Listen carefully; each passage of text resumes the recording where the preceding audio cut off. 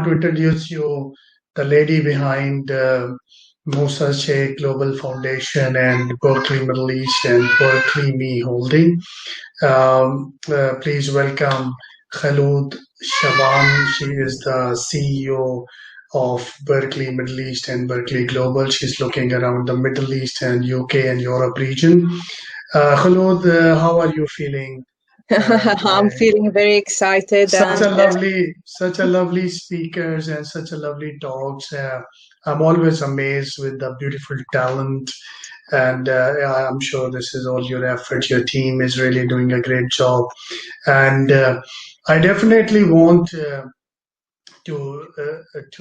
give my closing, because then I will give the mic to you and you can have the show onwards. So I feel that women in developing countries still need a lot of focus, and the women from the globe actually can create this focus, can help them, because they don't have sound, they don't have language, they don't have courage, and even they don't have a thought that world has changed. Women need to study. It's an equal contribution. You're talking about entrepreneurship, you are talking about leadership, you're talking about free healthcare, free education, which is their basic right, which Europe, US, UK has already achieved over the years. So why these women are still not have achieved? That is the sound that we want to be, and I'm sure the policymakers and the ruling elite will look into that enough. It's they should deliver it. This is the priority, and there is no excuse accepted for these late deliveries. So, with this, my closing remarks, I want to thank you very much for having me and for your such lovely efforts. And Mike is with you now. thank you, Dr. Musa, for your great effort and all the speakers. And now I would like to welcome my next panel speakers and thank them for taking time to participate in this panel, and to our audience who's watching us for being part of our event. And mostly I would like, of course, to thank Berkeley team for making this event possible. So I would like to introduce myself. I'm Khalood Shaban, CEO of Berkeley Middle East and co-chair of Berkeley Investors Club. This panel, which I will be moderating today, is about women innovation and policies to support the empowerment of women and girls. So women currently represent a powerful yet untapped talent. There is a huge opportunity to boost the economies by gathering more women innovating in businesses. So our objective today is to know what are the challenges and barriers to women entrepreneurs and innovators.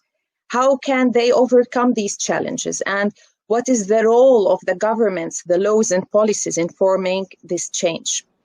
So today our speakers are joining from different parts of the world. They hold a wealth of multifaceted experiences in law, innovation, economics, policies, and even armed forces. So they touched and changed a lot of people's life for the better, and they came today to share their insights. I would like now to allow our speakers to start by sharing as part of their journey and to introduce themselves. Anissa, please start. Hello everyone. I am located in the city of Orlando in the United States. As an attorney, I provide concierge general counsel services to technology companies worldwide on matters of blockchain and financial technology, corporate transactions, intellectual property, and securities.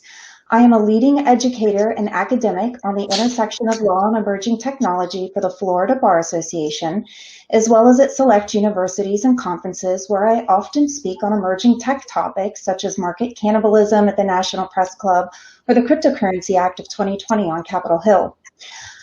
I enjoy serving as a business law mentor to Orlando's Technology Accelerator and also as a director on the Florida Blockchain Business Association and several Florida Bar committees. In my undergraduate studies at Wright State University, I was first introduced to the broader subject of international diplomacy and human rights, which captured my heart. So from there, I went on to acquire a Juris Doctorate at the University of Dayton School of Law with the hopes of pursuing a career in human rights. When I passed the Florida bar exam 17 years ago and first became licensed, my first job was as a criminal defense attorney for the indigent, and this was the most incredible experience of my career. During that time, I represented a Guatemalan migrant worker who later changed the course of my life in the most unexpected way. This young man worked in the fields of my home state of Florida, where he was exploited to pick tomatoes for slave wages. While on his way to Western Union to send home the money that he had so carefully guarded back in Guatemala, he was stopped by the police and he was arrested for literally no valid reason. When the police searched him as part of the arrest, the officer found the cash on his body. And he said, "You're a Guatemalan migrant worker. You shouldn't have this much money. Obviously, it's for drugs." And the officer took the money that young man worked so hard to save up. While discussing this with my client in preparation for his case before the criminal court, I learned that he couldn't keep his money in a bank account because he didn't have the proper government identification to open one. As his attorney, I was able to get the criminal charges dropped, but I didn't have the authority from the state back then to demand back his money. Although this incident happened many years ago, and I have long since moved into international business law and technology as a practicing attorney, I've never forgotten about my Guatemalan client. His story has always troubled me until a few years ago when I discovered the solution in blockchain while preparing a lecture for the Florida bar. For this reason, I took several courses on blockchain and financial technology at Oxford Said Business School, where I'm now a proud alumna. During those Oxford studies, I distinctly pursued the subjects of identity and financial inclusion and how these are essential to opportunity. And since then, I have been working diligently to push for access to education and resources for those who need it most. As I listen to the stories of the women here today, I feel really honored and deeply humbled to be included among them. Thank you so much for inviting me and the opportunity to participate in today's conference. Thank you, Anissa. Thank you. We are really lucky to have such a multi-talent with us. And I would like to Nuha now to introduce herself.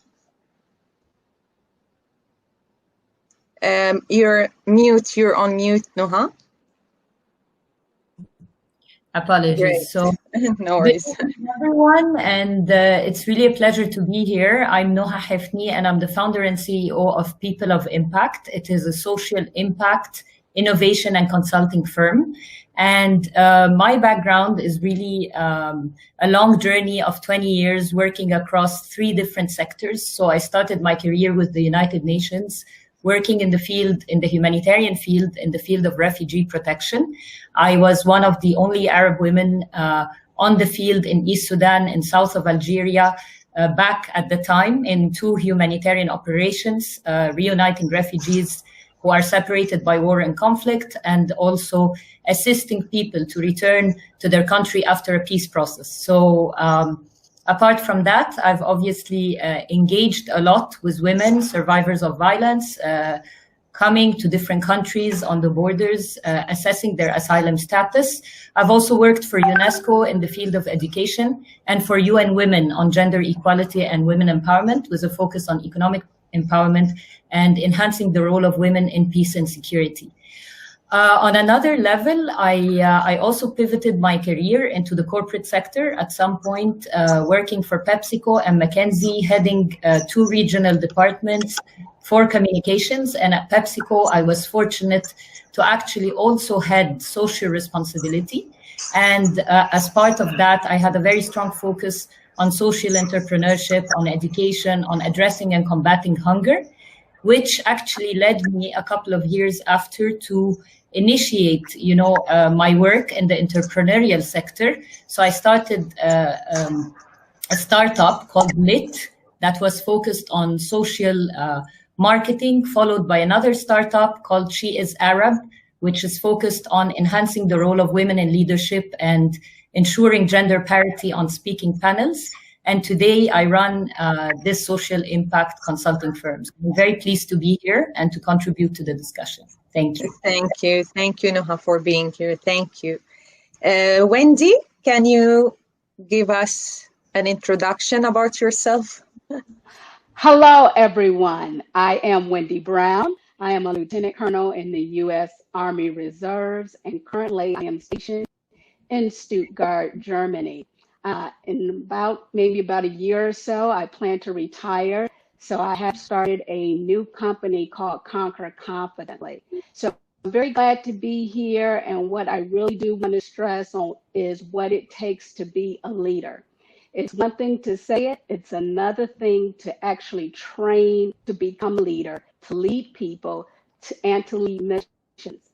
So one of my most challenging times was probably the time when I was in Afghanistan, leading in a combat zone. I was in Afghanistan for about 18 months, and I had a mission as far as just taking care of some equipment. I'll keep it very high visibility. But I did encounter several obstacles and challenges, but I did implement certain techniques and actions that I will discuss later on in this show on how to make it through. Sometimes you just have to just buckle down, do what you have to do to get through.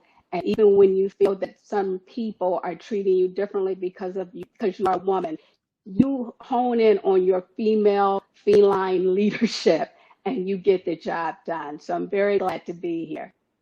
Thank you, Wendy. Thank you. We will come back to more details about this. So, Ithar, can you tell us more about you? Ithar?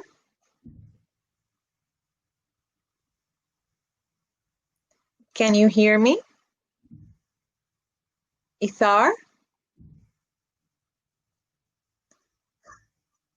Seem Ithar cannot hear. Okay, we can come back to Ithar after Ella. Ella, can you introduce yourself? Yes, thank you very much, Lud. I can hear you very well. Thank you for the invitation. I can't really get the connection to you. Can you hear me, yes? Yes, Ithar. Can you hear me? Yes, we'll come back to you. Yes. Okay, Ithar, please. We can hear you now. Okay, great. Thank you, first of all, for having us all here. It's really lovely being part of this. Can you hear me? Yes, we can hear you. We can hear you.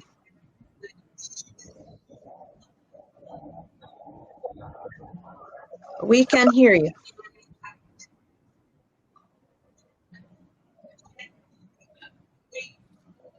Okay, we will come back to you, Ithar. Let's Ella introduce herself until Ithar can fix her internet problems. Yeah. Good evening, Khulud. Yes, everybody. we can. You hear me well? Right. Wonderful. Lovely. Great pleasure being with you this evening. I am based out of Dubai. I have been here for the last 6 years, originally from Belgium. I am a women entrepreneur and an advisor to the Metis Institute, which is the think tank with a special focus on envisioning the dispute resolution of the future and on assisting with court reform. I've been working for the past 15 years in policy, legal advisory work, and administrative reform projects. And I've had previous appointments at the European Parliament, the United Nations, and have overseen projects in Europe, the US, Central Asia, and have, like some of our other panel contributors, I have been based in Kabul, Afghanistan for 5 years, where I drafted the new competition law for the country and contributed to the trade policy, as well as helped design the first alternative dispute resolution center for commercial disputes. Since 2014, I then moved on to Dubai, where I joined the BIC courts and led the design and the launch of the wills and probate registry, with drafting the legal basis. And then I led the consultancy work to set up the common law English language commercial court and center in Kazakhstan, in its new international financial center. And since recently, I am basically independent consultant, but working also with the Measures Institute, assisting further reform projects around the world. And it is a great pleasure being with you ladies this evening and contributing to the discussion, and seeing what new insights we can bring to the table and hopefully engender some new ideas and policies for the benefit of women, and for the world in general. Thank you very much. Mireille, can you, dear, introduce yourself? Yes, so good afternoon. For me, it's good morning, everybody. It's a real pleasure to be here and to participate, and bring my insight to the discussion today. My name is Mireille. I'm based in Perth in Australia. I'm the managing director of MT Energy Resources. My background is in petroleum engineering. I'm a petroleum engineer by background. I've worked in the oil and gas industry for 25 years now across 4 continents. And, dealing with projects of different ranges in gas projects and oil projects, from $1 million project to $1 billion projects. So really had a good experience there. The last 5 years been a full-time entrepreneur, still in the oil and gas industry, but also moving more into technology. I'm also consulting for for a technology and multimedia company called Gimski as their PR and also brand market strategist. And so that's something that I really enjoy, because it's a woman company, a woman in technology company and mature woman company.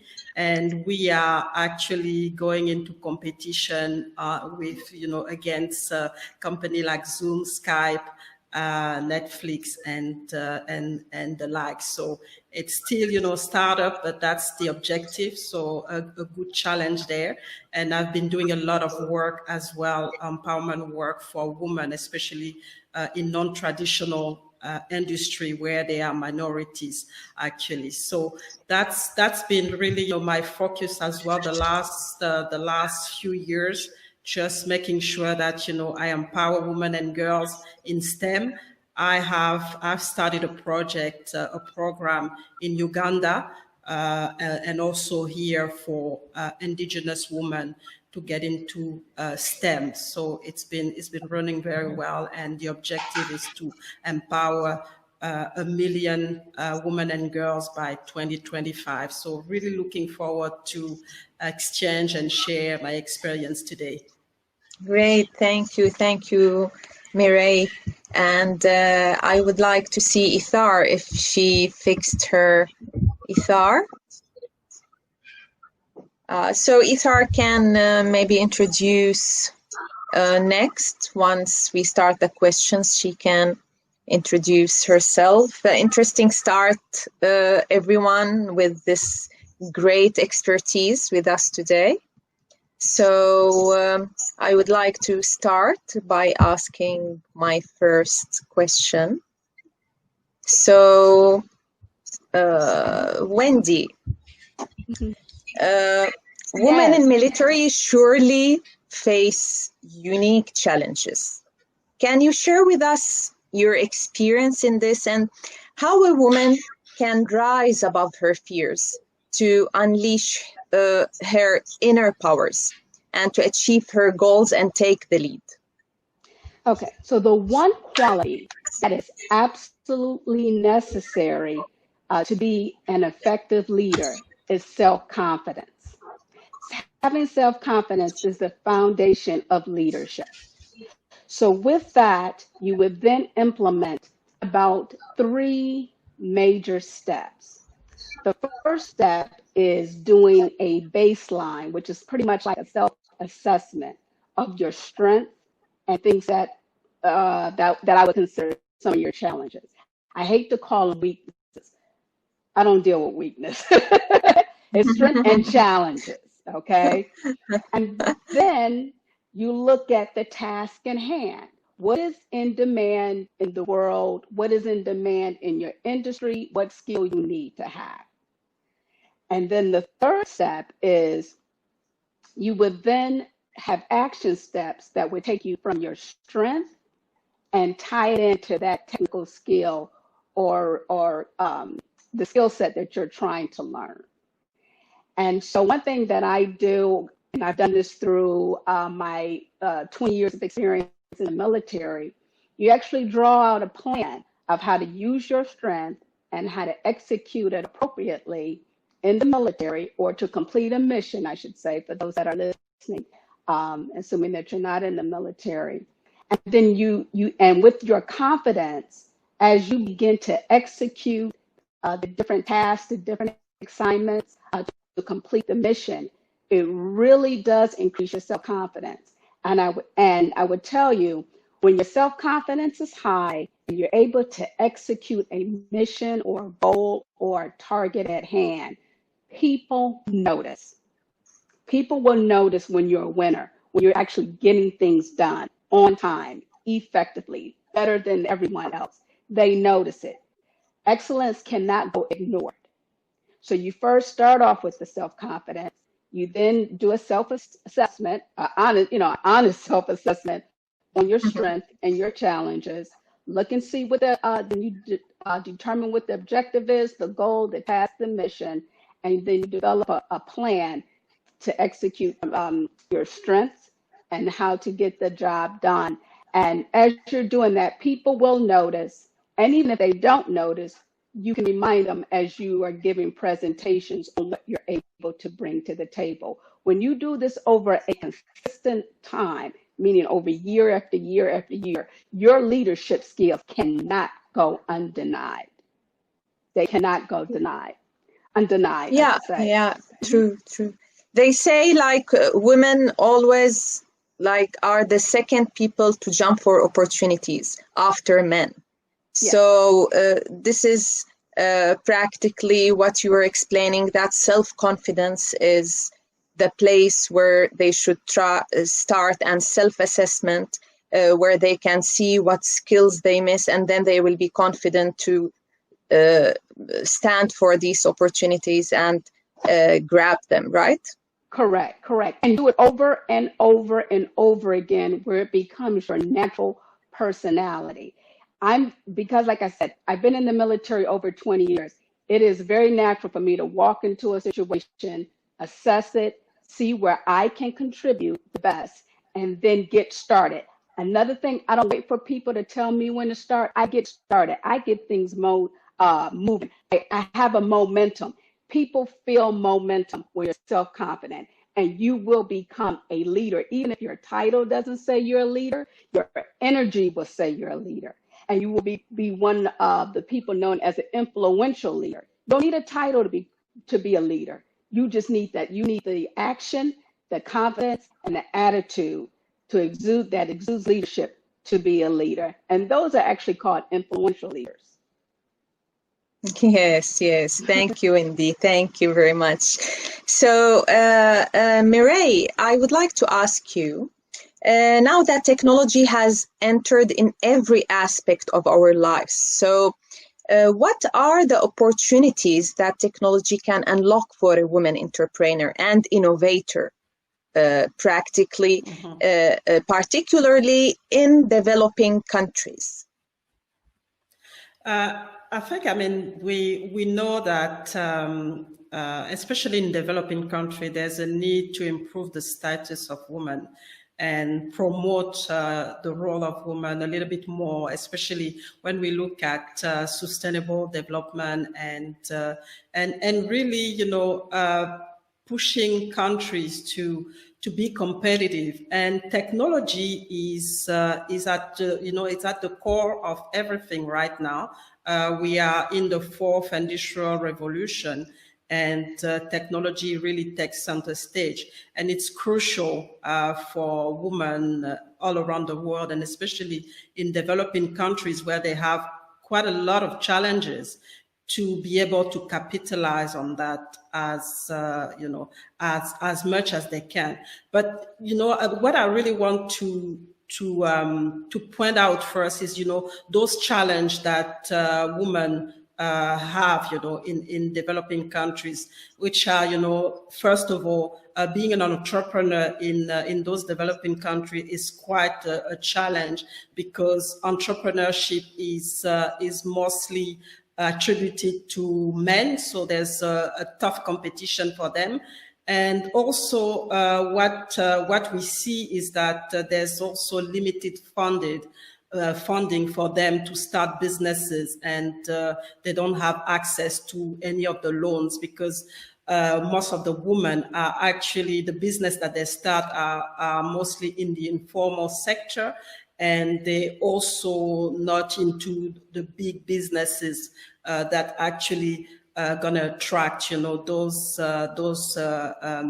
banks or investors to invest into their businesses. And then on top of that, you have the work-life balance, which is an issue as well, because women actually, even when they are entrepreneur, when they work, they still have this workload at home that they have to manage, take care of the family, take care of the husband, when, on top of, being an entrepreneur. And there's also the support system that can actually be missing for them in terms of, making sure that they are supported with the family and in other areas. And one key thing is also the lack of education. Even when, they start those businesses, it's more by necessity, and they don't really, go through a specific education, either financial or really understand how a business must be run.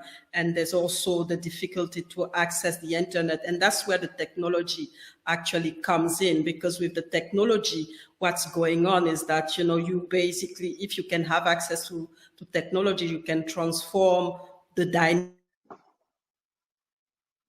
the social economic in the country, by giving the opportunity to those women not only to educate themselves, using the internet, if they can access the internet, educate themselves and make sure that they understand the finance of running a business, or even understand how to use technology to increase their productivity. So that's one key area where technology can have a huge impact. There's also the access to funding. There's a lot of financial tools now that technology actually provide for a lot of the small businesses, where, and I talk about small businesses because most women in those developing countries are actually more into, they more manage small businesses. So that's also another key they can have access to. I've seen, for example, in area like in Cameroon, they're starting to use cryptocurrency to actually deal, locally. There's also they can use their mobile phone to pay, or have their customer to pay. So technology allow that, and this flexibility for them.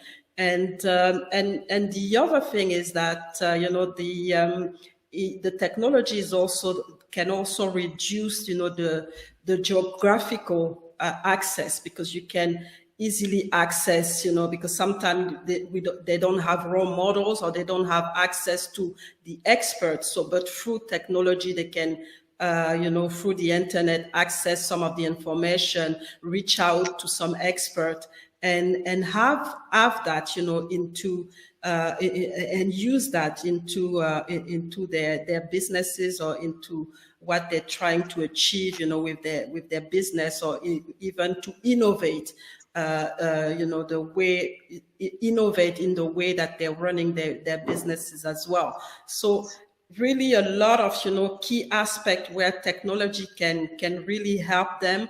The work-life balance is another one where they can become digital entrepreneurs and work from home, so that they can at the same time manage the workload that they have at home. They don't necessarily need to go and go to an office and spend long hours and lack the flexibility and not get the balance, the work-life balance that is necessary.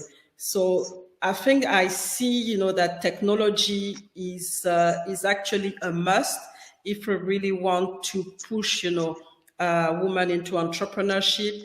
Technology can also help them to bring new product quickly and sell their products, in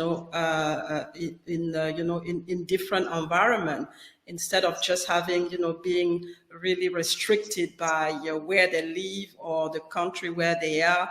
Really have this opportunity to reach out to a new market, especially the e-commerce market, and really play a role as well in this market. So great, great prospect, great, potential for women, especially in developing country, to use technology to optimize what they're doing, and also to basically scale up in what their businesses, and get the opportunity to grow as well, because they can learn, they can be part of groups, because there's a lot of platform now who actually provide mentors and also coaches for free for women in developing countries, entrepreneurs. So it's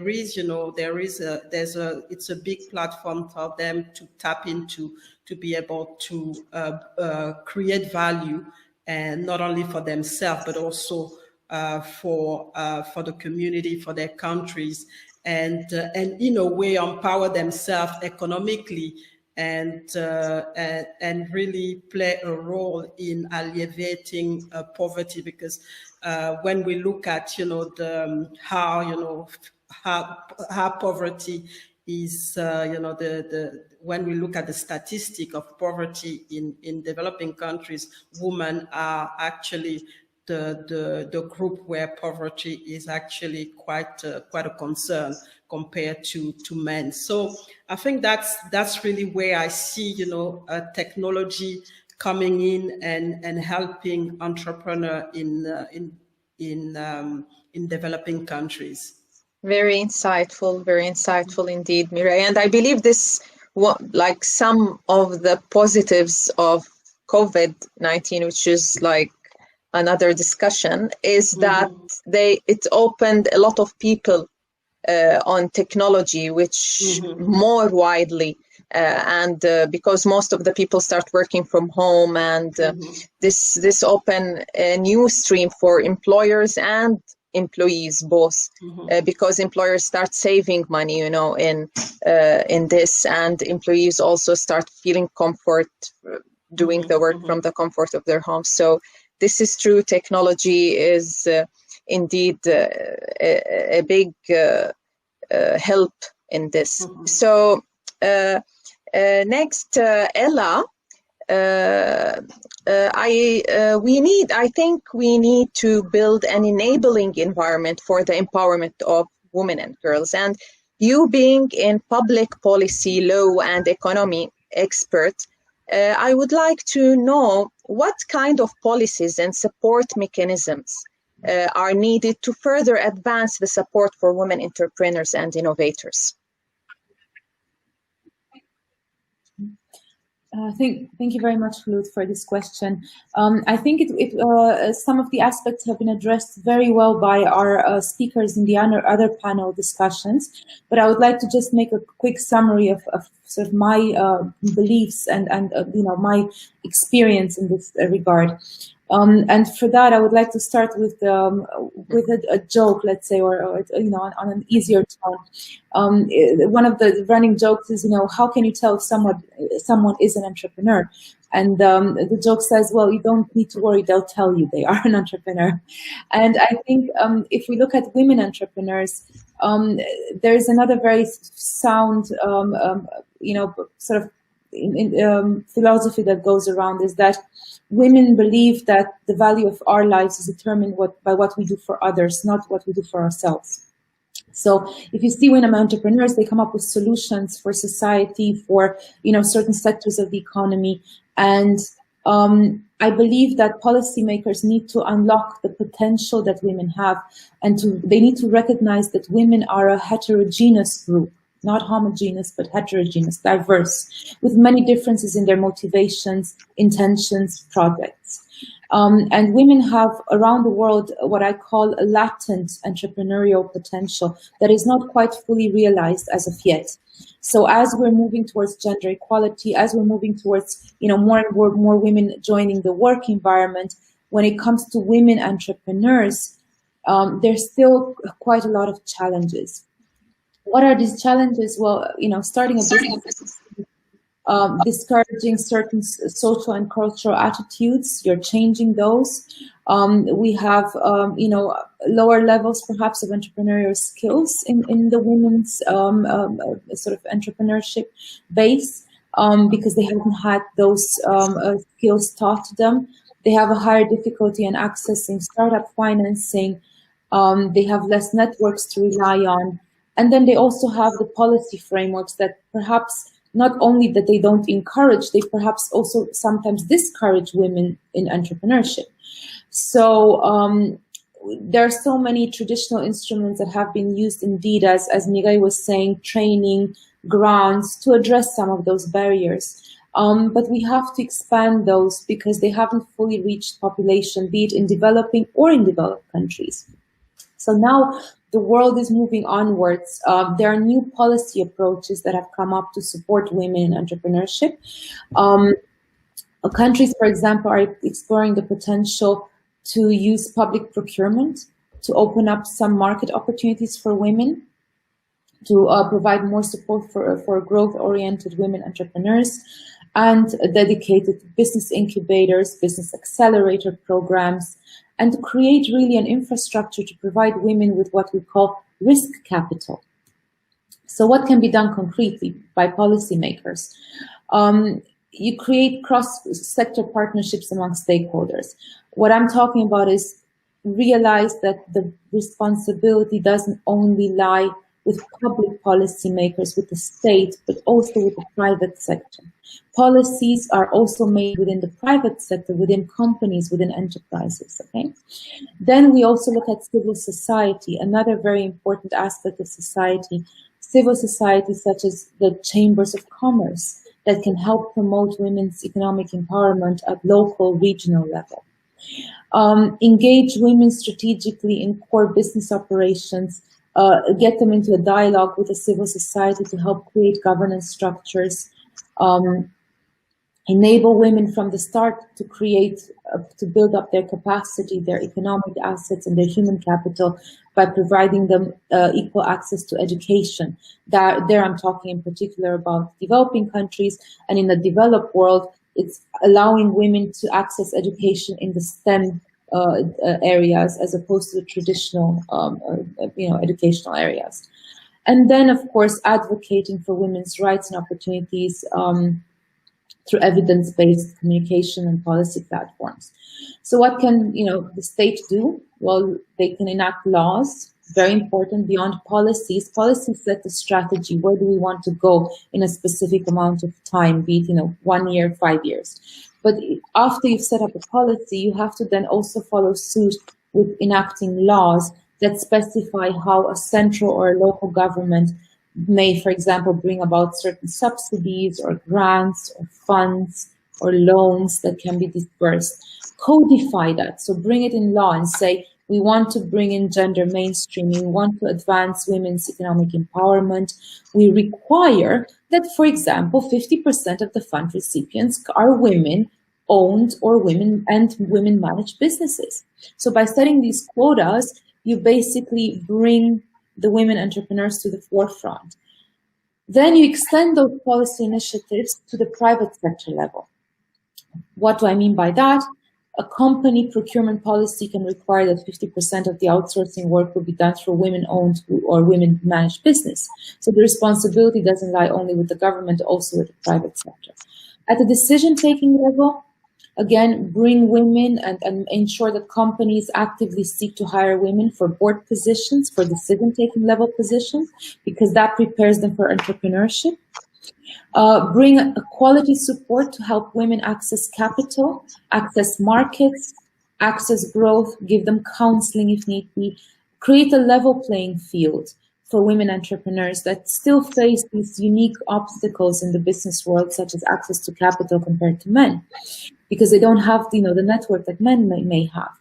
And then, of course, in the developing countries, policies have to go beyond that. You have to target especially women who are, specific minority groups, women that are economically or socially disadvantaged, because they actually have the highest need to be entrepreneurs because they wouldn't otherwise access the job market. Empower them by allowing them access to free resources, free education, free counseling. And then you need legislation in those developed countries, for example, also to be enacted that stops violence and harassment against women. And men, of course, as well, because violence and harassment happens, for both genders. But really talk about this and bring it to the forefront of policymaking and of legislation. And then last but not least, conduct strategic communication and advocacy. Publish videos, publish reports, provide toolkits, public policy recommendations, inform women, inform your stakeholders about what the government has done so that they can access those programs, because otherwise they're fancy programs that only a minority of people would then access. So widely disseminate, make sure that the communication is right. And on that note, I think I've covered. Great. You covered the very targeted points, and it was really insightful. Thank you, Ella. So, Anissa, can you please share us the input on the same, like what kind of policies and support mechanisms are needed to further advance the support for women entrepreneurs and innovators from your point of view?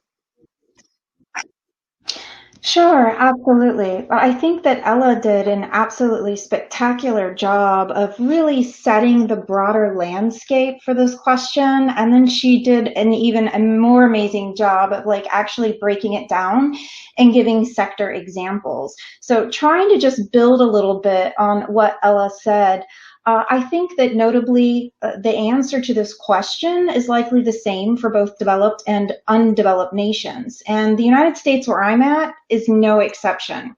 So what we need are legislative mandates for gender equality in business, in education, and in all walks of life. It's really interesting that there are several studies that demonstrate that when women are included in decision-making positions of business management, those businesses make more money. Yet, in spite of the hard data that repeatedly demonstrates this fact, women are still lagging behind in appointments to leadership in publicly traded companies, and they aren't being paid as much as men are, even though their work more often results in greater profits to the business. The state of California in the United States and the European Union in particular have tackled this problem in some very progressive and encouraging ways. California has recently passed legislation that requires that all publicly traded companies with substantial operations in their state have a quota of women and minorities serving on the boards of those companies, depending on the size of the board. The response to this mandate has actually been really surprising and interesting for me to see. Many of my male colleagues adamantly oppose this. And when they call me up and say, hey, what do you think about this? And I say that I support it, well, they're not too happy with me. In fact, they've told me that they argue that an unqualified woman shouldn't be placed in a position where there's a more qualified man. This is the problem that we have, that there are still too many men that truly believe that women with the same or even better credentials are still less qualified than men. And so while I'm generally opposed to the addition of legislative mandates, when people don't do the right thing on their own, unfortunately, we have to resort to such measures to force necessary social changes in the pursuit of social justice and basic human rights. In contrast, it seems to me that the European Union is way more progressive in the embrace of gender equality.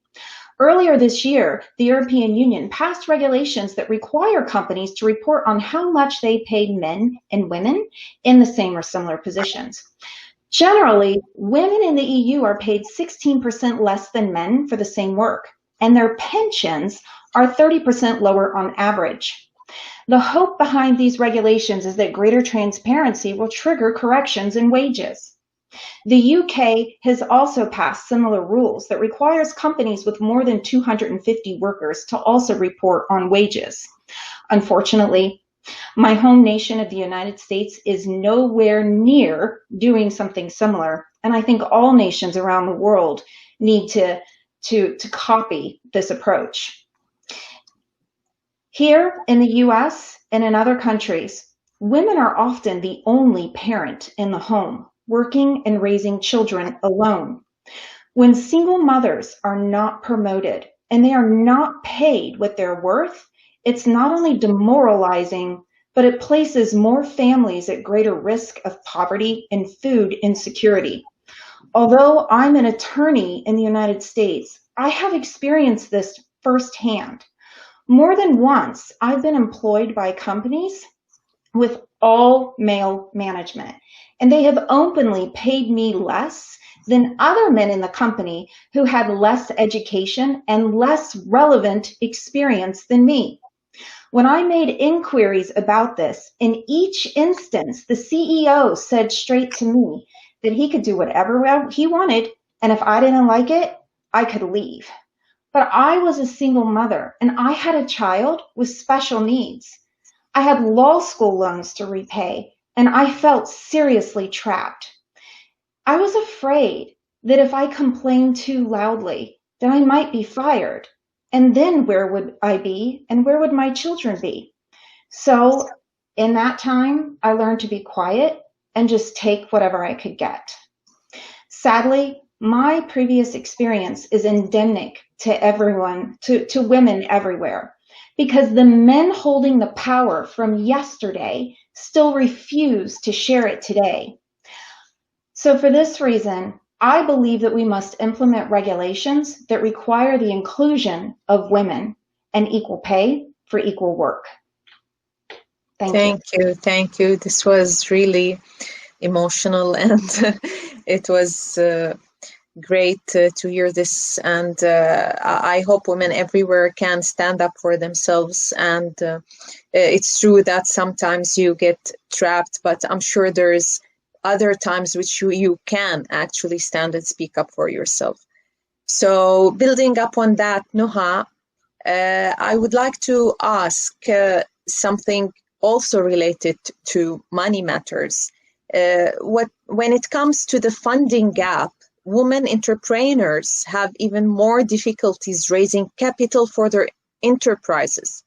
Why do you think that is the case, and what can be done about it?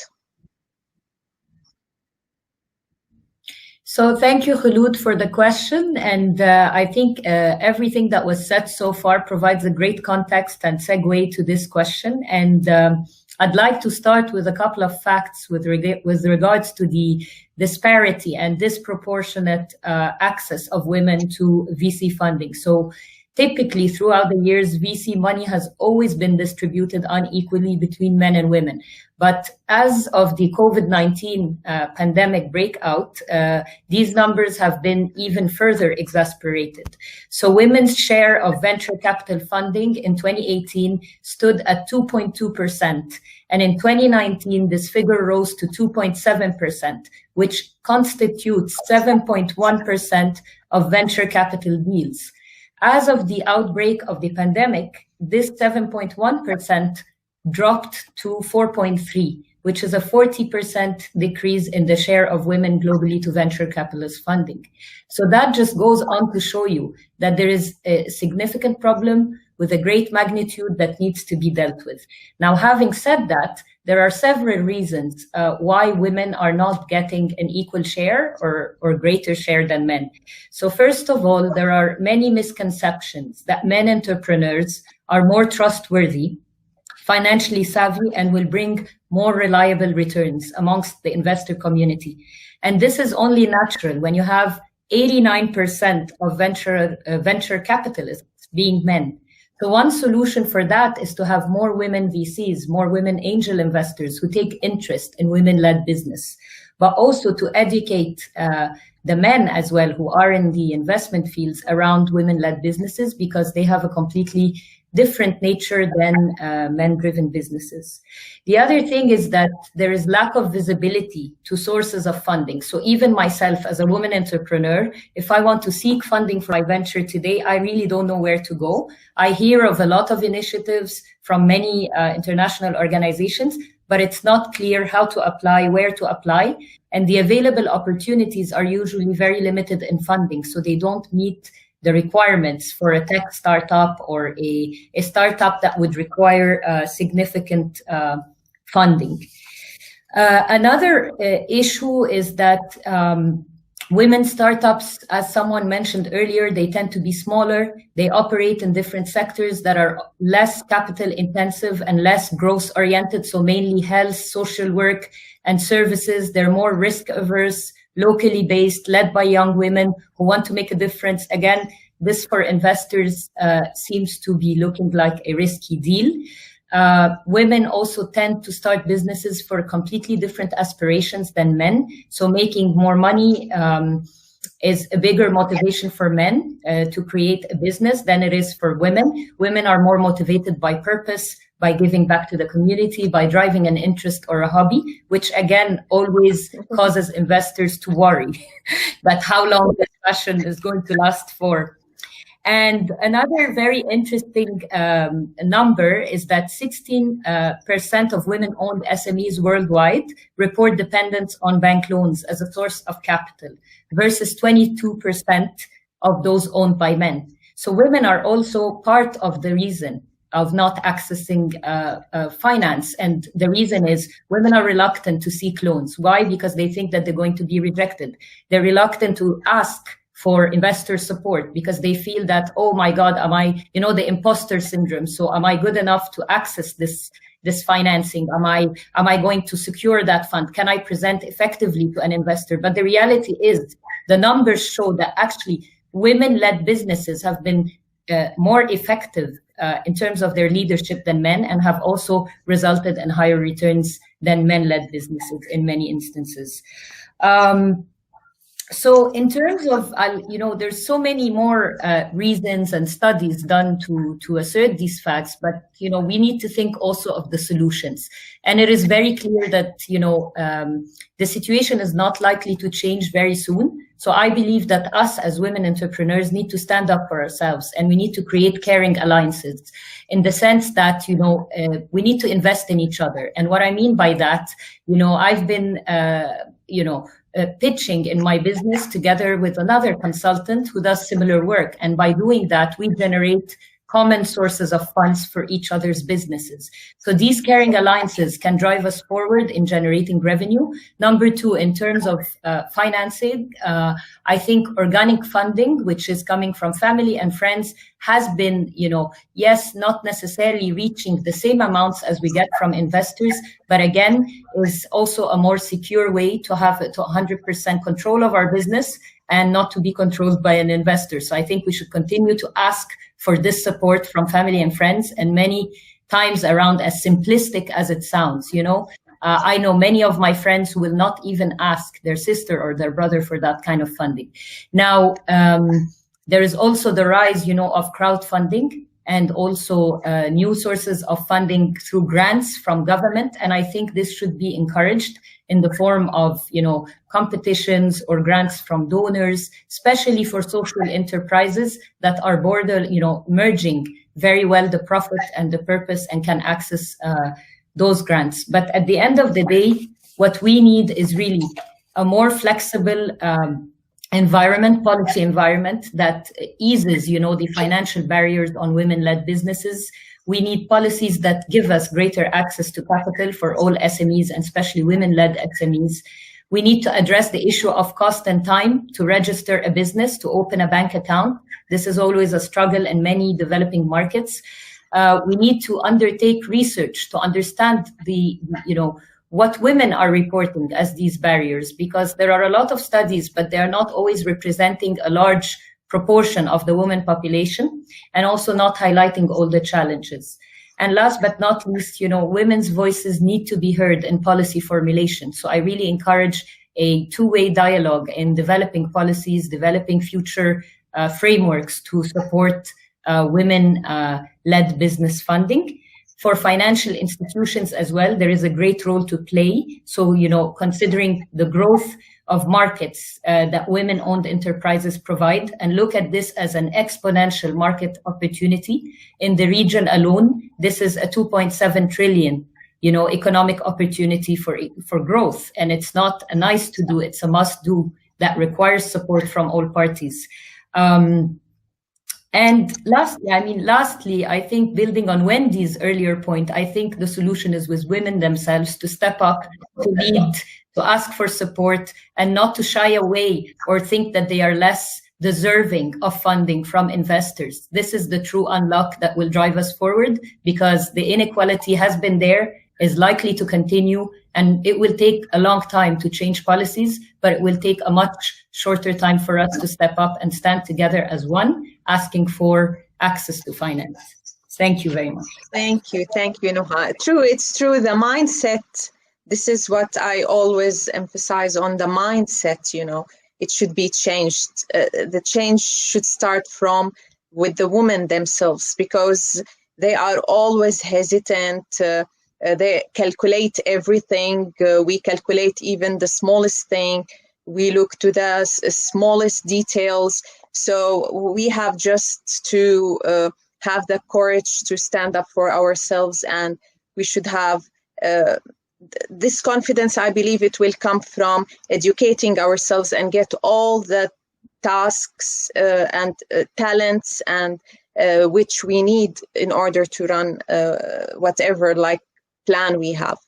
So Ella, I would like your input on the same question. When it comes to funding gap, women entrepreneurs have more difficulty. Can you tell from your point of view? Yes, thank you, Khulud. I will keep this one short because Noha did a great job at explaining already many of the facets. So I'd like to start off with some interesting statistics, because we were talking about developing countries. Angola, an African country, has more than 40% of adult women engaged in entrepreneurial activities. Whereas in terms of developed countries, you have Chile as the developed country with most female entrepreneurs, standing at 32%. There is also good news from our region, from the GCC, where the share of female entrepreneurs exceeded the male rate. In Saudi Arabia, for example, last year, you had almost 15% women entrepreneurs compared to 13.4% male. The UAE is at almost 13% as well, so it's close to Saudi's leading figures. And unfortunately, if we look at many of the developed nations in Europe, they have very low rates of female entrepreneurs. They're in the single digits, according to studies. So what do these figures tell us? Women obviously are still underrepresented as the population of entrepreneurs. They tend to operate in these smaller, less dynamic businesses than men. And they are likely to operate in the non-capital intensive sectors, such as personnel, services, which have a lower potential for generating a high sustainable income. And then if we look at countries like the US, which has a very, very strong entrepreneurial culture, only 2% of the venture capital was given to all women founding teams, and less than 2% of the US private equity firms are female owned. However, women businesses do not fare worse than men's businesses, quite the contrary. So there is still a lot of work to be done, and very encouraging times have come upon us now recently. I think also with COVID, we realized the potential of technology. We can look beyond the barriers of our nations. If we look for funding, we can go international nowadays. Recently, Goldman Sachs has launched an initiative where they would invest 500 million in of GS's firms and clients' capital in private, late-stage women-founded, women-owned, or women-led enterprises. So that includes directly funding companies as well as seeding women investment managers who are starting their own funds. That's very promising. So we're looking at what the private sector is doing. Again, if I go back to public sector, many countries unfortunately still have to develop viable national stimulus packages for small companies. And again, they have to include quotas for female-owned businesses. What other challenges exist? I think that the barriers are more invisible than just the access to money. If you go into a VC fund, if you look at the type of questions asked by investors to women, they would, of course, the questions being very highly associated with the amount of funding that is then acquired, there is a gender bias there. So male entrepreneurs are probed with positive-led questions, promotion-oriented, whereas female entrepreneurs are asked negatively-led questions, such as, what is your plan B? Or do you have a risk assessment? What will you do if this fails, right? So what can women entrepreneurs do? As I said earlier, use technology, go beyond your borders, seek funding elsewhere if it's not available close to home. Please don't feel overwhelmed if you're in the minority. If you're the only woman amongst the men in a room, stakeholders will actually remember you. And being remembered is the first step, as performance and networks matter most. But being different, being a woman, also enhances visibility and can become a competitive advantage. Sometimes know when to take a step back. So when the context is not ready, don't force it. Some studies actually show that if you see that the potential client actually prefers men with you in the room, then bring in a male colleague to run that specific meeting or to be present in that meeting. Be smart and strategic about it, because ultimately, once you get the client and if you implement the work, you have the past performance, and then you can still be a women-led business. Attitude is also just as important as your skill is, as Wendy has very well explained to us. And then to finish on a positive note, as a women entrepreneur, keep believing in yourself, push your boundaries, and learn to say no sometimes to the client so that you can also, push the boundaries of revenue and make sure that you use your time intelligently. Thank you, Ella. I believe the women need to learn how to say no in a lot of occasions, not only in front of the funding. It should be that women learn to say no for a lot of things. So, Wendy, I have met a lot of women entrepreneurs throughout my career, and many have confirmed that one of the barriers they faced is lack of support from other women.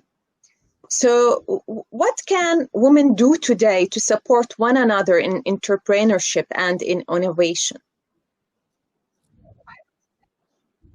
I would say probably the main thing to do is to obtain a mentor. A mentor is a game changer. A mentor is someone you have a trusted relationship with, and that mentor has gone through several battles and several fights and have won. They are a proven success. So a mentor is not your friend. It's not somebody, you grew up with or somebody you knew back in the day. No, a mentor is someone who's been through the same trenches that you're going to go through, and they have won, and they also have connections and a wealth of a network of people. So when you have a very effective and efficient mentor, you also have access to their mentor and their resources. And I would say obtaining a mentor is a game changer, whether you're an entrepreneur, or whether you are, or whether you're an employee in any industry. A mentor is just a game changer. When I was listening to Anissa's situation about the attorney, at the attorney office, immediately I'm thinking she didn't have a mentor. I don't know if you did, but it just came to my mind. She didn't have a mentor. Mentor would have fought for her and won. And that's what mentors do. So there are people of influence that have gone through the fight, that have gone through the trenches and won. They have a network of other influential people, and you have to hone in on that. One thing people that I notice, when I hear all these success stories, everybody talks about how hard they work and they did this and they did that. You know what they really don't talk about? Who their mentor was. Because sometimes they may feel like the mentor gets the credit. But however, you don't get to the top without a mentor. That is not my opinion. That's a fact. You don't get to the top without a mentor. A mentor can see what's going on. They can give you a wise advice. It's almost like psychic. They'll tell you exactly what's going to happen, how it's going to play out, how you need to deal with this person, how you need to deal with that person, when to stay in the game, when to pull out of the game, when to go left, when to go right. My mentor, at one point, I thought my mentor was psychic because the advice this person was giving me was so on point. But they were very experienced, so they knew they had a very good idea of how things can play out. So just bottom line, answering your question, mentor is a game changer for any and everyone to become successful. And sometimes because women, we don't lack the confidence, let me just know this skill so well, they got to say yes, no. They can still say no. You have to, like I said, stated in the beginning, you have to develop the leadership. But once you get that leadership skill underway, you need to get a mentor. They go hand in hand because life does happen. Many times life is not fair. And people just want you to go only so high. And you're like, no, I want to go higher. That mentor will break that ceiling wall. Trust me. There have been many people that tried to, take me out of my game. And I hate to admit it, but many times it was other women. And, many times it was other women. But called on the mentor. Mentor gave me guidance. And I knew how to handle everything professionally, but effectively, where I landed on my feet. So yes, I'm a lieutenant colonel today, and I smile and yay, go women. But I've been through hell. I've been through hell and back. Mentor gave me advice on and gave me direction on how to handle my negative situations. I always landed on my feet. So when people did try to destroy me, I know they're thinking, how did we not get her? They didn't know I had a mentor. And that's another thing. When you do get a mentor, don't tell anybody who it is, because then they know your game. But you keep that mentor in your back pocket. And that's really how you start working up the ladder, whether it's entrepreneur, whether it's, any industry or any community organization that you're in. That mentor is a game changer. Wow, Wendy, great. Like lot of practical life advices we are getting from Wendy today. It's great. And Anissa, I would like you to share us your experience in this matter. Like, what can women do today to advance and support one another in entrepreneurship and innovation? Well, Khulud, you are going to think that Wendy and I have conspired to create this, flow of answers. I promise you, I did not talk to Wendy about this. No, you read my mail. You are psychic. So generally speaking, yes, women need to lend one to another their time, talent, and resources. But more specifically, there were two actions that I was going to talk about that women can take to advance and support one another The first is to develop and operate programs of mentorship, and I'm going to get into that. And then the second is to shift our mindset from a place of scarcity or scarcity to one of abundance. So what do I mean by this? Well, I'm going to explain it by telling a little story, which is going to directly respond to what Wendy was asking, is about whether or not I had a mentor and maybe how that went. So I was raised in a very small village in the countryside of Middle America that actually did not support women in positions of leadership. Women were not permitted to teach adult men. And the women in my family were very strongly discouraged from working outside of the home. And even my own mother was not permitted to go to college or develop any kind of a career. I never saw any women at all holding any profession outside of teaching children until after I was in college. And so when I got my first job as a criminal defense attorney, I really did not understand what to do or how to act. So my first experience was with a woman mentor who was my supervising attorney 17 years ago. And it was a few months after I had started working there, I was promoted from defending smaller crimes into defending serious crimes called felonies. And this required me to move courtrooms.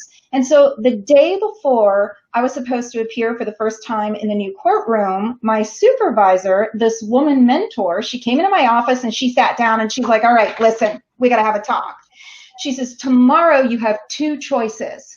She says, you know, all the people in the jail know all of the public defenders, and so they're going to know that you've been in misdemeanor all this time and now you're moving up to felony. And I was like, yeah, you know, I got that. She says, okay, so tomorrow when you go to meet them for the first time in the holding cell behind the judge's chambers, you need to know they're going to threaten you. They're going to try to scare you, and they're going to do this so that you'll conflict off the case with the court, and then the judge will have to appoint them private counsel because they had this idea that public defenders were just pretending lawyers and that they wanted a private defense attorney and somehow they were better. And so she says, all right, so your choice is you can let them scare you, or you can put on your stilettos, you go in there, and you show them who's boss. And so, like, what was she talking about, right? So there's like this cultural thing here that, you know, if you don't feel strong on the inside, then as a woman, you put on your tallest heels. So you stand as tall as you can until you feel as strong as the inside as you are tall on the outside. So the very next day, I came to work in the only pair of stilettos that I owned. And now, 17 years later, whenever you can always tell when I'm feeling nervous or anxious because I'll have on like really tall heeled shoes, right? And so that's stuck with me. And so I haven't had hardly any mentors during my career, even though I've needed them and I wish I had them. And this leads me to my second point, which is a mindset shift from scarcity to abundance. About 4 years ago, my daughter developed a health condition that required me to resign from my full-time job where I was general in-house counsel and chief technology officer to a technology company that had developed proprietary 3D video technology. And I actually had to pick up and move cities in order to seek specialized care for her. At that time, I was really frustrated with some of the continual barriers and obstacles I dealt with in the tech industry that I talked about a little bit earlier, where, you know, I wasn't getting equal pay for a lot more work, et cetera, et cetera. And so I decided that this was a really fantastic opportunity for me to shift my practice away from corporate and technology into immigration. And I wanted to do this because, remember, my first passion was human rights and serving the world's vulnerable. And I kind of missed that, you know, from formerly being a criminal defense attorney as well. So I flew across the country. I attended a week-long introductory course to immigration law, bought all the books. They're still sitting there on my shelf. And I set out to associate with other immigration attorneys in order to become competent. But every person I spoke to, and I spoke to a lot, including women, all said the exact same thing to me. They said, there is no way we are going to work with you. You'll just learn from us and you'll go out there and start up your own practice and you'll compete with me. I am not going to take that risk and enable you to be my competition. So you see, they had this mindset of scarcity, that there wasn't enough work to go around. And so they didn't want to mentor me into expanding my career into a new area of law. And so I said, okay, so I'm going to do what's coming in the door. And what kept coming in the door still was corporate law, right? Which is what I'm still doing today. So it's like a little bit of a spoiler alert to the end of the story. But what's interesting is that, you know, in corporate law, and as I was, you know, getting more involved with blockchain and financial technology and asking to do additional lectures and becoming a published academic, I ran into a couple of women like Wendy, right? And like Khulud, and like the other women here in this conference today. And you know what? They had a mindset of abundance.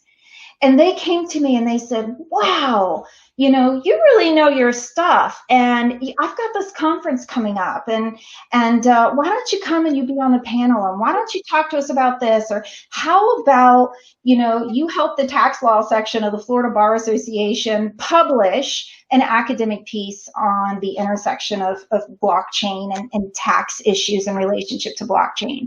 And so I said yes to those opportunities. And those women that came alongside of me and joined arms with me and invited me in are incredibly successful. And because of both their mentorship and their mindset of abundance, I have had incredible opportunities open to me, and it's put me in a position to be able to mentor and open up opportunities for other women as well. And so it's really important that we operate from this mindset of abundance, because when we share, it comes back to us in multiplicity. It's some sort of strange universal promise. It's this universal law at work that when you give freely, it comes back to you in abundance. So my challenge to everyone watching today is that you mentor at least one person at any stage of their career. Freely share your contacts and your opportunities. If you do these two things, I guarantee it's going to come back to you in multiplicity. And moreover, it's going to produce greater joy and satisfaction and prosperity in new ways that you never imagined, that you would never otherwise have access to. Thank you. Thank you, Anissa. I believe everybody here today is somehow a mentor for every woman that is listening and getting a lot of insights and like guidance where she should go next. So thank you very much for everything and for all your talks. So Mireille, I want to ask you, we are in an era of media, technology, and innovative idea. So how can women brand themselves to transform their ideas and attract support, maybe investors, funding? So how do you think a woman can brand herself? So, I mean, sometimes I think a lot of women get it really wrong, is that, branding is actually not about us, it's about, the customer that you're targeting. So it's important that, women understand, the market that they really want to target, what are, the unique, proposition that they have for this market, what kind of solution they trying to bring, to the market, and really understand what are the key players as well, because you really want to reach out to those players through networking. So networking is one thing that really women needs to comfortable with. And I know that, you know, a lot of us, I had to develop these skills, because before that, you know, you always find an excuse because you have to take care of the family. So when there's an event, you always find the excuse of not being there. And yet that's where, you know, you can have the opportunity to talk about, you know, what you have to propose, the product, the service that you have, and really try to build this confidence with, you know, people that you really want to reach out, or the investor that you want to connect with. So so networking is one thing, and another thing is for women to really build up on their negotiation skills. So understand that, you know, and which is communication in a way. So understand that communication is key, and understand how they can actually negotiate to push, you know, their products, and to make sure that, you know, they create this environment where they're going to bring those, you know, those customer, or they're going to bring those investors to invest into their products. Because when you look at the statistic, I was just curious to know exactly, you know, what's the weight of branding into a product, you know, into how they select, you know, the person or the company that they want to invest in. And it's quite a high statistic. 90% of investors actually prefer to go for, company who are branded, because for them, you know, it's reflect confidence, and they understand a little bit where they put their money. They understand really well where they put their money. So that's a key thing to look at. Really, you know, make sure you know who are the key players, who are the investors. Find a way to connect with them. Do a research to know where they go and where you can connect with them. And sometimes it's better even in an informal setting.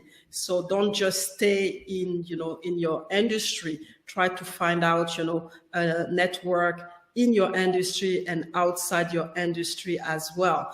And the other thing that is key, I think, and critical is to make sure that we get the opportunity to talk about when we have an opportunity, wherever it presents itself, be comfortable to talk about the products, what it can bring, the different accomplishment that we've had as an entrepreneur or as a company, and really promote ourselves so that we create this confidence, and investor actually also see it.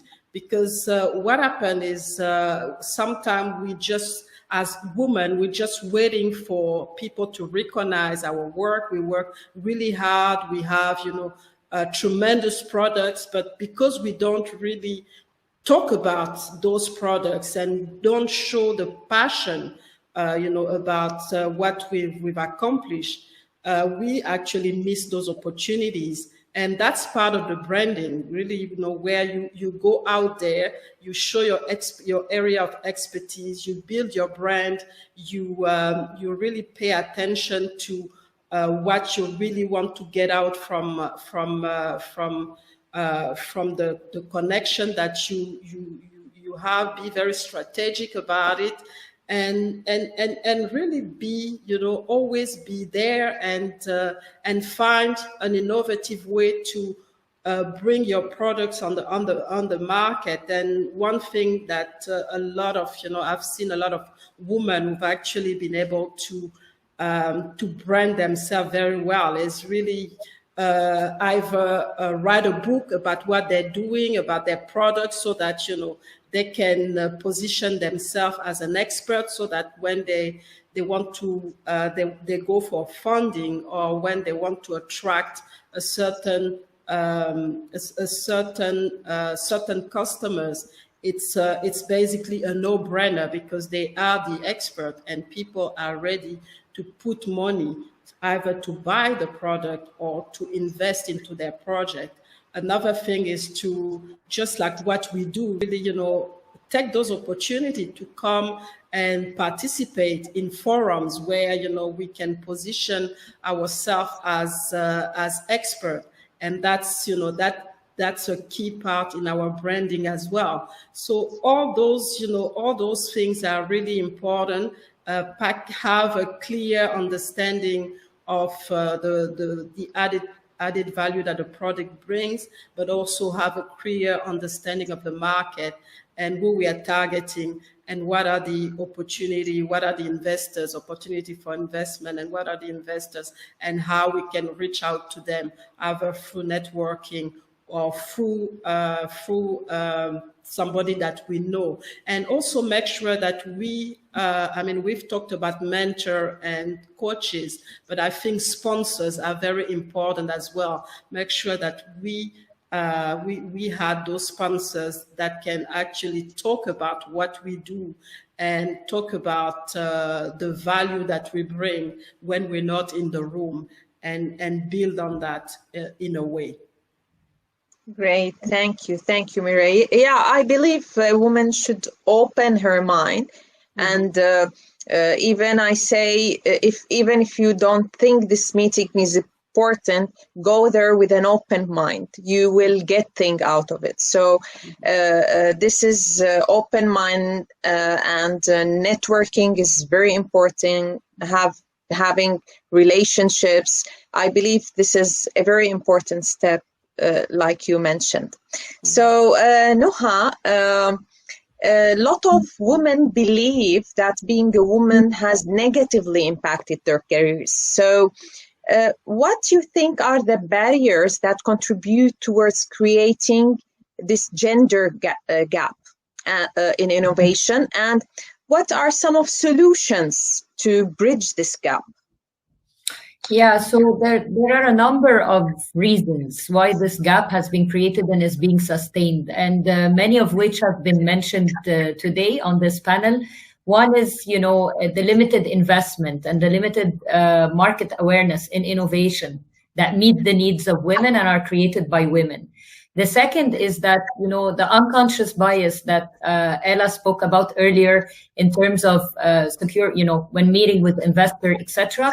This unconscious bias exists also in the workplace, also in research, etc., and extends to several domains. And therefore, again, is an issue that has to be overcome through more awareness, through gender intelligence workshops that teach both men and women how to deal with one another and, overcome these biases.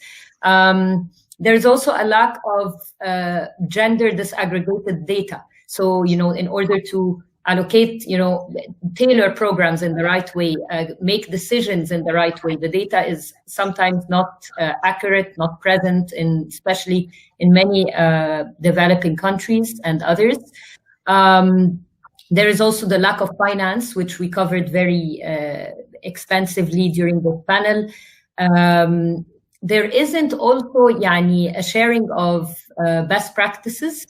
So, you cannot access as a woman entrepreneur for learnings or lessons learned, many portals that are well known, to learn how to build your business, or following a similar case from another market. This could be something that is facilitated by governments or by entrepreneurship ecosystem players who are running accelerators, incubators, etc. Obviously, the underrepresentation of women, which is not only in innovation and entrepreneurship, but also in leadership and in several other fields, extends as well to the innovation field. And this has to do with cultural barriers, policy barriers, and many other reasons. One of the key things as well, which was touched upon by many of my fellow panelists, is, the availability of role models. So in the tech sector or in the innovation sectors, there aren't many role models that are highlighted sufficiently or visible across the media, across conferences, and across dedicated platforms. So, for example, one of the startups that I had co-founded is called She is Arab, and it was all about highlighting Arab women role models across different sectors, including in technology. And the reason we wanted to do that is to inspire the future generation and the younger women to look up to women in very male-dominated sectors and see that they can also be successful if they give it a try. Last but not least, women in STEM remains a very long issue that needs to be tackled. And there you have several gaps. You have the gap in the education, the gap in the employment, in the retention, and then the founders gap. So again, women tech startups are less represented in education. For example, in the Arab world, the graduates reach up to 57% as STEM graduates who are women. However, when it comes to retention rates in the workplace, these numbers automatically, drop, and also representation in the labor force ends up dropping as well. So what can we do about that? There are so many things that can be done, including, promoting women role models, revisiting policies for workplace to be more inclusive. In the private sector, primarily, for example, you have a lack of measurement. So a lot of companies are starting to have gender equality strategies to be more inclusive of women and to promote women to the leadership level. But then the measurement for these strategies is almost non-existent. So how can we change that? And how can we get accurate data and reporting from different sectors, all tallied into the government level or the national level, I would say, to be able to tailor future solutions that can actually solve the problem and move the needle on gender equality. Yeah, true. That's why we really depend on there being women in policies, so they can really stand up for the other women and support them in this. And these all thoughts were very insightful today. And I'm really thanking you all for joining this panel and giving all this beautiful life journeys of yours. And I would like you to give your closing remarks. So I will start with Wendy, your closing remarks for the day. Okay, everyone, this has been a pleasure. I love to help people. I would love to stay in contact with those that would love to grow in leadership and confidence.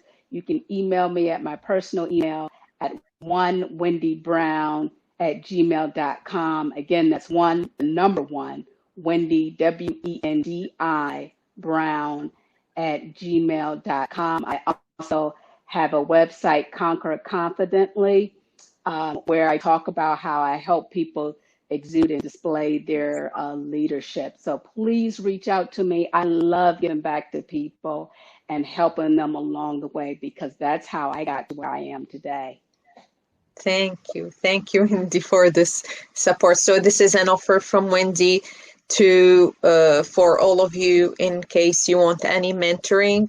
She's ready to be your mentor. So next, Mireille.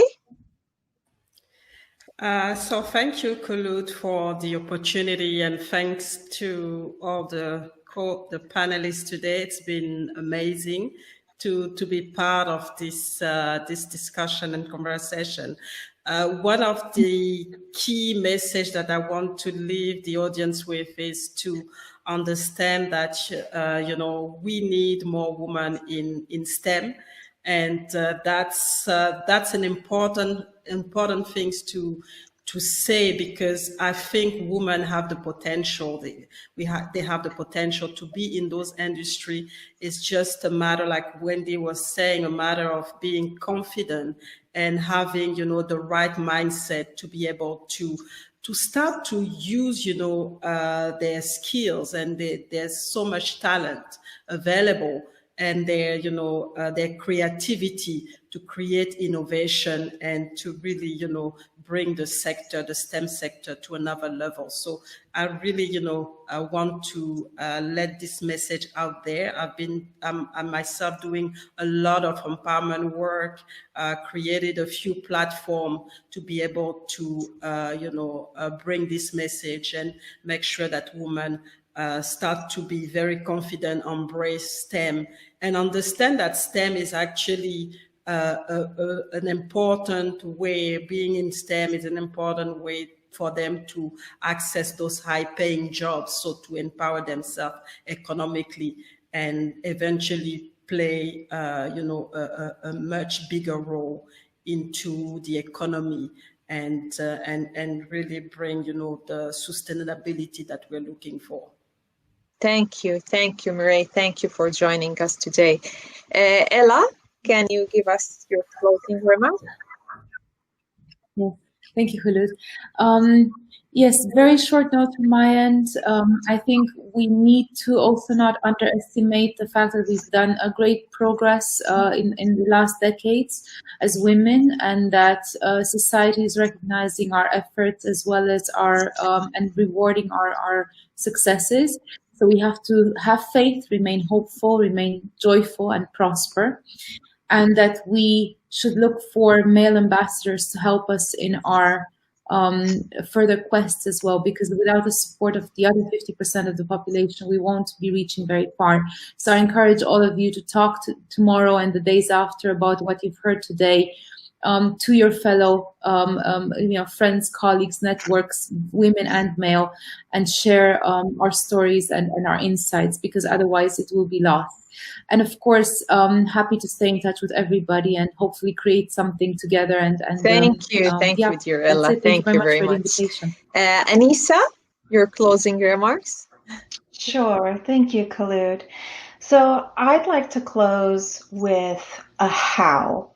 How do you start from the beginning where you're discouraged from seeking an education and working from outside the home to where I've come today, which is I was just a month ago awarded the globally recognized Stevie Business Award for Solo Female Entrepreneur of the Year. How do you do that? And how you start from here and go to here, it starts with a vision. You have to have a vision, you have to have a hope, and you have to have faith. So what is that one thing that you keep turning back to when you're left alone? What is that thing that you think about? What is that fire that is within you that you focus on when you have a little bit of extra time? Usually that indicates that that's a passion. So if you can visualize and identify what your vision is and your hope is for yourself, maybe for your children or your family or your community, then it's about charting a path to get there. This time in your life is going to pass no matter how you spend it, whether you spend it watching Netflix or baking cakes or helping your sister with her kids or whatever it is. And so make sure that as that time passes, that you're taking those baby steps. You're eating that elephant one bite at a time, which is a saying that we have here. How you accomplish a gargantuan task is one tiny bite at a time or baby steps along the way. And then what you'll find is that your vision of your passion and the realization of that starts to change and morph a little bit, and that's okay. In the business world and in startups, we call those pivots, and pivots are to be expected. And so persevere through these obstacles. Keep going. No matter what you do, don't stop going. Continue that forward progress towards your vision. And if you do that, then you'll find that on the other side of that period of time, you'll have achieved so much more than you ever thought you could. If you want to talk to me more, my name, as you can see in the banner, Anessa Allen Santos. Just look me up on LinkedIn, Facebook, Instagram, YouTube, or Twitter, and I'll be happy to chat with you. Well said indeed, Anissa. Vision, they say vision lead the leader, and set the road for the leader, actually. So in order to lead, you need a vision, and this is great. Thank you very much for joining us, Anissa, today. Thank you. And I would like Noha now to share her last thoughts for today. Yes. Thank you very much for today. This was an amazing panel, and I want to close by saying that women inclusion and innovation is a strategic business priority, and it should be looked as a market opportunity. It is not a nice to do on the side of business or on the side. It is a must do to unlock an economic opportunity. Second, social innovation. And women who are driving social innovation are the enablers of the future if we enable them through technology. So I hope that they can receive more support. And lastly, the most important way for us women entrepreneurs to move forward is to have other women supporting us and to have a tribe of women who believe in us and who can push us forward into the future. Thank you very much. Started by having you all here to share all your ideas with all the audience. Thank you, everybody. Thank you, audience, for watching us. And you can watch the recorded event on YouTube soon. Thank you very much and have a great night.